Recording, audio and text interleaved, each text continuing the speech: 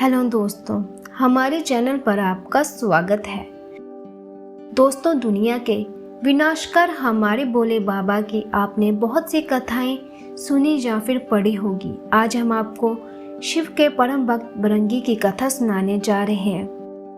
दोस्तों, कहा जाता है कि जहाँ शिव होंगे वहाँ गणेश, नंदी, शरंगी, भृंगी, वीरभद्र का वास स्वयं होगा। भोलेनाथ और माता पार्वती के साथ उनके ये गण हमेशा साथ चलते हैं। नारी की उत्पत्ति का भी श्रेय कहीं न कहीं भृंगी को भी दिया गया है। जी हाँ दोस्तों, शिव जी के परम भक्त भृंगी ने माता पार्वती और भोलेनाथ को अलग समझा। दरअसल दोस्तों, इनकी बुद्धि यह स्वीकार ही नहीं कर पाती थी कि शिव और पार्वती में कोई भेद नहीं है। तो भोलेनाथ ने उन्हें नारी का महत्व समझाने के लिए एक लीला रची, जिससे भृंगी को श्राप भी भोगना पड़ा और तीसरे पैर का वरदान भी मिला। दोस्तों, शिव विवाह के लिए चली बारात में इनका जिक्र मिलता है।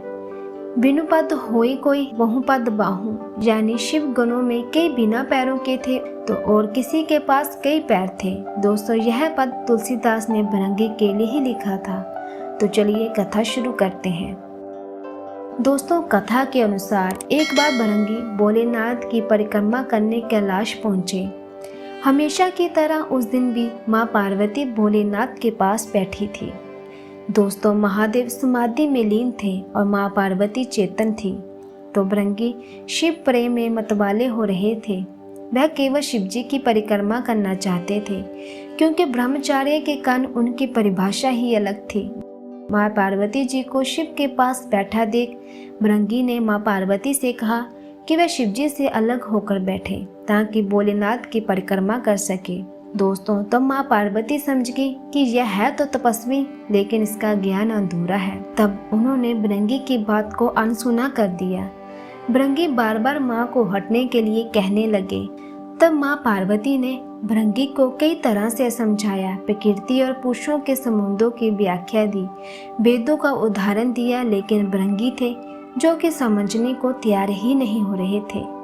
दोस्तों, जब माता ने बात को अनसुना कर दिया तब भृंगी ने सांप का रूप धारण किया और शिव जी की परिक्रमा करने सरकते हुए वह देवी पार्वती और महादेव के बीच से निकलने का प्रयास करने लगे। इस पर भोलेनाथ की समाधि भंग हो गई। तो दोस्तों, भोलेनाथ ने भृंगी को समझाने के लिए तत्काल ही अर्धनारीश्वर का रूप धारण कर लिया और माता पार्वती शिव जी में ही विलीन हो गई। परंतु दोस्तों, मूर्ख भृंगी फिर भी नहीं माना। अपनी हट के चलते भृंगी ने चूहे का रूप धारण कर लिया और चूहे के रूप में प्रभु के अर्धनारीश्वर रूप को कुतर कर एक दूसरे से अलग करने की कोशिश करने लगे।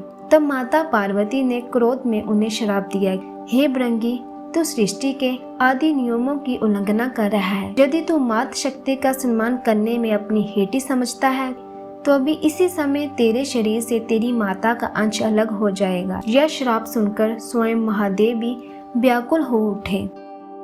दोस्तों, कहा जाता है कि इंसान के शरीर में हड्डियां और पेशियां पिता से मिलती हैं, जबकि रक्त और मांस माता से प्राप्त होता है।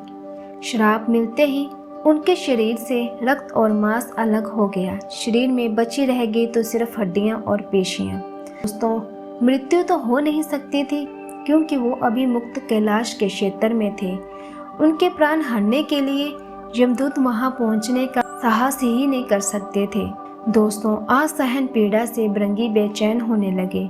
श्राप के चलते भृंगी समझ पाए कि माता और पिता मिलकर ही इस शरीर का निर्माण करते हैं, इसलिए दोनों ही पूजनीय हैं। इसके बाद भृंगी ने असहन पीड़ा से तड़पते हुए माँ की पूजा की।